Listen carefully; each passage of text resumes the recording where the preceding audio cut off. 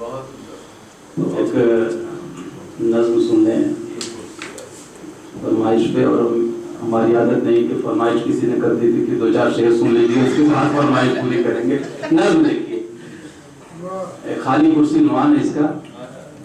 نظم شروع ہوتی ہے کہ ہم بیٹھ کے ایک ریستوراں میں 2 کرسی والی ٹیبل پر، ہم بیٹھ کے ایک ریستوراں میں 2 کرسی والی ٹیبل پر امریکن کافی پیتے تھے اور پیار کی باتیں کرتے تھے.